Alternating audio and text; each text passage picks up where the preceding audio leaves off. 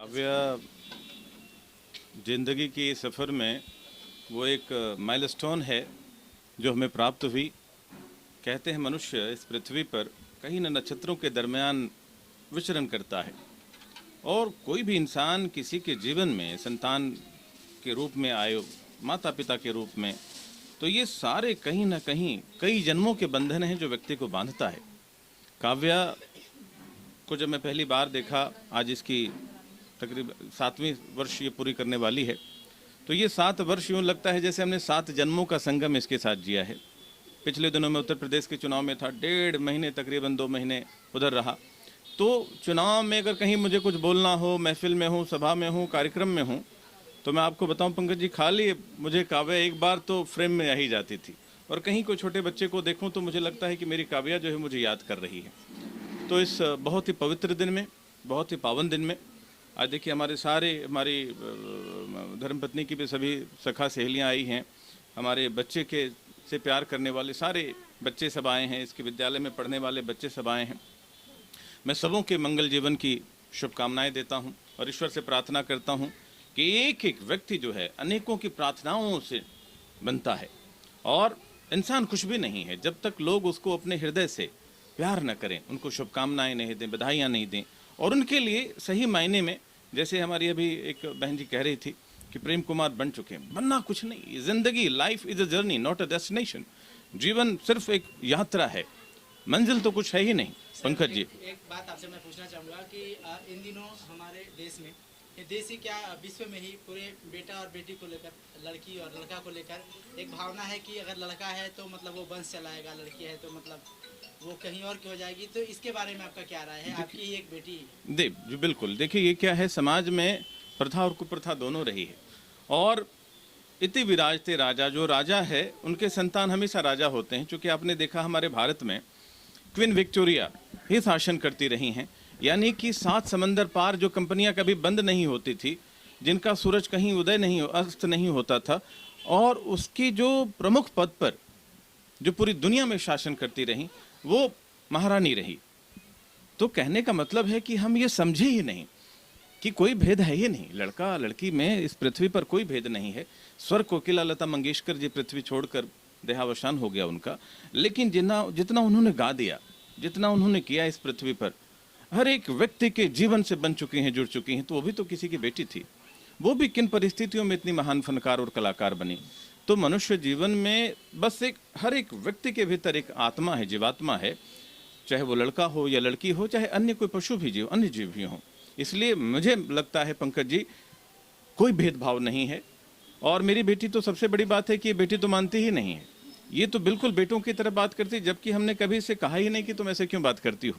तो ये कभी कभी कहती है अपनी माँ को कि तुम चाहती थी कि बेटा हो, इसलिए मैं बेटे की तरह बात करता हूँ।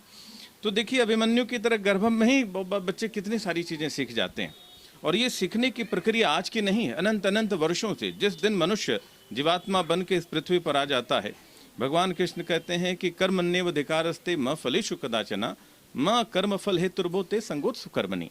तो मनुष्य जीवन में जो व्यक्ति कर्म करते चले जाते हैं, वही इस पृथ्वी पर अटल है और वही शाश्वत है पंकज जी। इसलिए बेटा बेटी में कोई फर्क नहीं होता। इंदिरा गांधी भी एक बेटी थी, किरण बेदी भी एक बेटी हैं, लता मंगेशकर की हमने बात की, अनेकों बेटियां मैं आपके चैनल के माध्यम से अपने दर्शकों को बताना चाहता हूं, देश तक एक पैगाम पहुंचाना चाहता हूं। आप टेलीविज़न खोलिए तो सारी एंकर लड़कियां हैं, आप किसी विद्यालय में जाइए सारी शिक्षक शिक्षिका जो हैं वो सारे टीचर हैं, किसी अस्पताल में जाइए नर्स से लेके बड़े लेवल के डॉक्टर सारे लड़कियां हैं। यानी कि आप किसी भी कोने में जाइए, खाली लड़कियों को जो है समझने की आवश्यकता है। और जितनी प्रतिभा तो अपने आप में मुखर होकर बात करती है। चंद्रमा और सूरज का कोई तोल मोल नहीं होता। तो पृथ्वी पर अगर बच्चे को सूरज बोला गया है तो बच्चियों को चंद्रमा बोला गया है। तो ये प्रकृति और सृष्टि का नियम है। एक बार फिर आज मैं आप सबों के समक्ष अपनी बच्ची को, जो मेरे हृदय की दिल में बसती है, और देखिए किसको प्यार करती हो? हाँ, ये खाली डैडी डैडी करती है। तो ये क्यों करती है? क्योंकि मैं भी इसे बेपनाह प्यार करता हूँ, और सिर्फ इसलिए नहीं कि संतान है, तो मैं तो सभी लोगों से प्यार करता हूँ, लेकिन इसका प्रेम अद्भुत इसलिए है क्योंकि ये खुद भी बहुत प्यारी बच्ची है। मेरी कठिन कविताओं को जो बड़ी लंबी लंबी रहती हैं, मुझे याद नहीं होता, लेकिन एक दिन कहती, आगे देखो बेटा, आगे कहती कि नहीं डैडी मुझे याद हो गया। तो ये जो स्मरण शक्ति है एक दिन में तो आती नहीं है। इसलिए आप लोगों के माध्यम से मैं अपने बच्चे को बहुत सारा प्यार भेंट करता हूँ और ईश्वर से प्रार्थना करता हूँ कि, कहते हैं कि हरिवंश राय बच्चन जी की सबसे बड़ी कृति जो है, रचना जो है, अमिताभ बच्चन हैं, जो बहुत बड़े फनकार हैं, नायक हैं, महानायक हैं। और मैं तो बड़ा साधारण छोटा आदमी व्यक्ति हूँ, लेकिन सिनेमा जगत से काफ़ी दिनों तक जुड़ा रहा, आज भी जुड़ा हुआ हूँ, और आज राजनीतिक जीवन में भारतीय जनता पार्टी के साथ कार्य कर रहा हूँ। तो मेरी इच्छा है कि हमारी बच्ची भी जो जिसकी हृदय में जो हो वो अपने जीवन में प्राप्त करे, और अपने दोस्तों का, अपने माता पिता का, अपने भाई बहनों का, भाई बहन यानी ये तो अकेली है, लेकिन जो आज इसके साथी बन के सब आज इसके साथ आए हुए हैं, ये किसी भी बहन से कम नहीं, कई जन्मों के बंधन होंगे, तभी तो आज हम गैलेक्सी हाइट में हैं। और सारी ये भी, जैसे हमारी बहन जी ने कहा, उनकी 3 बच्चियों के साथ इसका तस्वीर खींचा जा रहा था, तो मुझे लगा कि वो चारों बच्चे एक भाई बहन की तरह हैं। तो ये जो प्रेम है, इसे समझने की आवश्यकता है। We need to understand that basic issue. और बाकी हम सब अच्छे हैं। I wish you Kavya a very happy birthday. Thank you. God bless you. Kavya, आज काव्या का बर्थडे है, आप काव्या के बारे में क्या कहना चाहते हैं, हमारे दर्शकों को बताएं। हाँ, काव्या का बर्थडे हर साल सेलिब्रेट होता है, वो भी बहुत धूमधाम से होता है। और मैं 6-7 साल से, जब से मतलब इनसे मुलाकात हुआ है, तो हर साल वो मुझे बुलाते हैं, और बहुत ही प्यारी है ये, मतलब कभी किसी से लड़ते हुए नहीं दिखी है। और इनकी मतलब ये क्या, इनके फादर मदर सब एकदम ही मतलब प्यारे स्वीट है नेचर से, कभी किसी से फाइट नहीं, कुछ नहीं। और हर उनका कुछ भी रहता है तो हमें ज़रूर बुलाते हैं, और हम चाहते हैं कि काव्या बहुत आगे बढ़े, बहुत ही अच्छे तरह उसके पापा जैसे आगे बढ़ चुके हैं, वो उतने मुकाम तक पहुँचे, बस यही उनको विश करना चाहते हैं। Happy birthday once again. Thank you बोलो इधर। Thank you.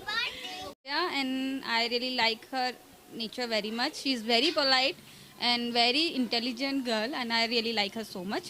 And she's the very prettiest girl for, like, she's a very, very, very pretty actually, by nature, by health, wealth, everything. And happy birthday, many, many, many happy returns of the day.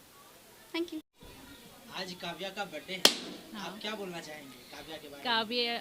Kavya बहुत अच्छे तरह से बड़े हो जाए, अच्छे लिखे पढ़े लिखे, मेरे शुभकामनाएं उसके साथ है।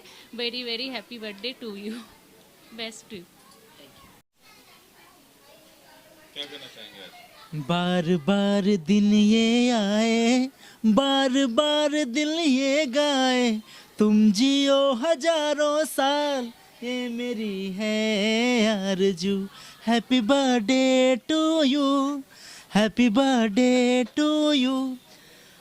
आप सभी को मेरा प्रणाम। मैं सिंगर पंकज पाल, और मेरे साथ मेरी प्यारी भतीजी और मेरे बड़े भैया प्रेम कुमार भैया की बेटी काव्या। काव्या उधर देखिए, काव्या जी का आज जन्मदिन है, तो मैं ढेर सारा प्यार, ढेर सारा आशीर्वाद देता हूँ कि काव्या जीवन में निरंतर आगे बढ़ते रहे, हर खुशी उसको नसीब हो जो वो चाहती है। आप सभी दर्शकों को फिर से प्रणाम।